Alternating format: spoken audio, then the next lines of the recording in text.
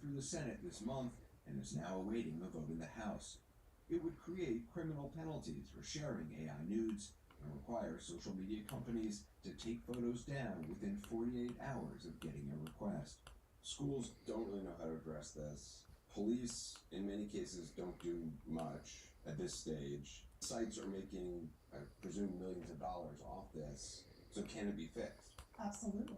If we have the appropriate laws, we will have the criminal consequences, first of all, to deter offenders, and then they'll be held liable if they're still using these apps. We would have civil remedies for victims. Schools would have protocols. Investigators and law enforcement would have roadmaps on how to investigate, what charges to bring. But we're a long way from that. We just need the laws in place. All the rest will come from that.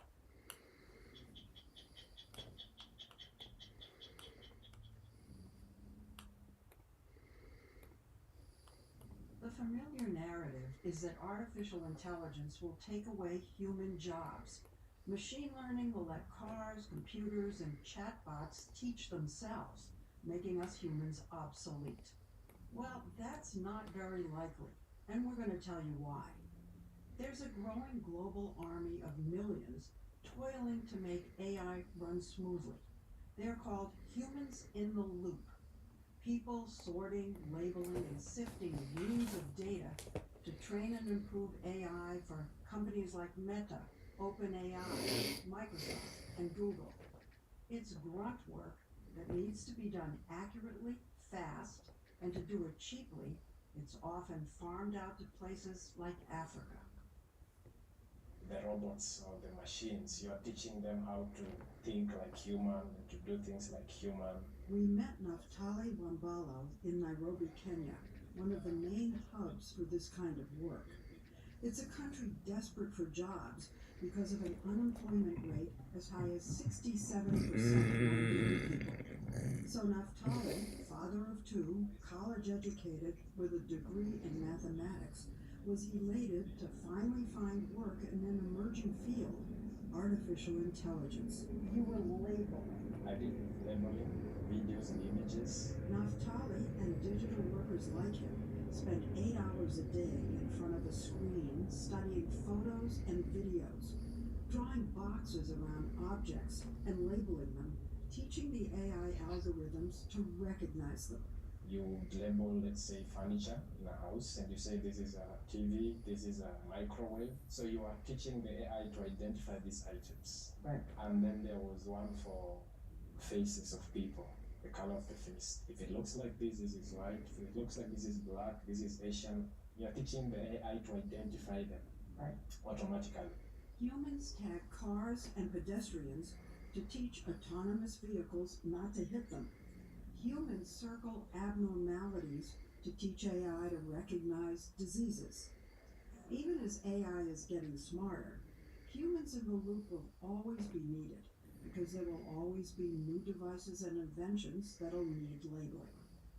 You find these humans in the loop not only here in Kenya, but in other countries thousands of miles from Silicon Valley, in India, the Philippines, Venezuela. Often countries with large, low-wage populations, well-educated but unemployed. Honestly, it's like modern day slavery because it's cheap labor. Whoa, what is it? It's cheap labor. Like modern-day slavery, says Narima Wako Ojiwa, a Kenyan civil rights activist, because big American tech companies come here and advertise the jobs as a ticket to the future. But really, she says, it's exploitation.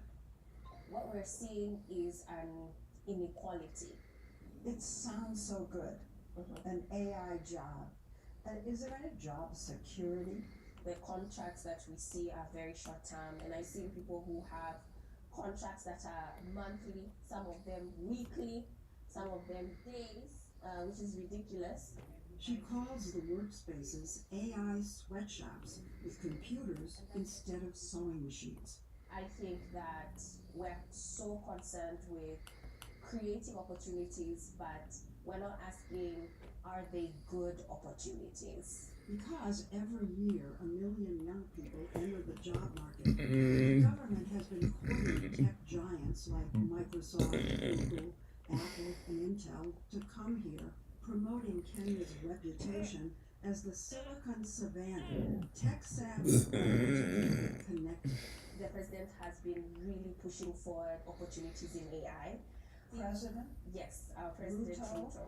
Yes, the president does have to create at least 1 million jobs a year, the minimum. So it's a very tight position to be in. To lure the tech giants, Ruto has been offering financial incentives on top of already lax labor laws. But the workers aren't hired directly by the big companies. They engage outsourcing firms, also mostly American, to hire for them. There's a go-between. Yes. They hire, they pay, I mean, they hire thousands of people. and they are protecting the Facebooks from having their names associated with this. Yes. We're talking about the richest companies on earth. Yes, but then they are paying people peanuts. AI jobs don't pay much. They don't pay well. They do not pay Africans well enough. And the workforce is so large and desperate that they could pay whatever and have whatever working conditions, and they will have someone who will pick up that job. So what's the average pay for these jobs? It's about $1.50, $2 an hour. $2 per hour, and that is gross before tax. Naftali, Nathan, and Fasika were hired by an American outsourcing company called Sama that employs over 3,000 workers here and hired for Meta and OpenAI. In documents we obtained, OpenAI agreed to pay Sama $12.50 an hour per worker, much more than the $2 the workers actually got. Though Sama says that's a fair wage for the region. If the big tech companies are going to keep doing this business, they have to do it the right way. So it's not because you realize Kenya is a third world country, you say, this job I would normally pay $30 in US, but because you are Kenya, $2 is enough for you. That idea has to end. Okay, $2 an hour Yes. in Kenya. Is that low, medium? Is it an okay salary? So for me, I was living paycheck to paycheck. I have saved nothing because it's not enough. Is it an insult? Yes, Of course, it is. Why did you take the job? I have a family to feed, and instead of staying home, let me just at least have something to do. And not only did the jobs not pay well, they were draining. They say deadlines were unrealistic, punitive, with often just seconds to complete complicated labeling tasks. Did you see people who were fired just because they complained? Yes, we were walking on eggshells. They were all hired per project and say Sama kept pushing them to complete the work faster than the project required, an allegation Sama denies. Let's say the contract for a certain job was 6 months. Okay, what if you finished in 3 months? Does the worker get paid for those extra 3 months? KFC. What?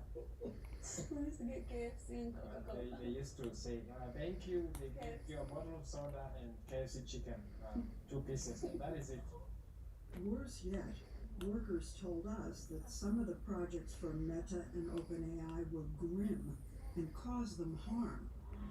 Naftali was assigned to train AI to recognize and weed out pornography, hate speech, and excessive violence, which meant sifting through the worst of the worst content online for hours on end.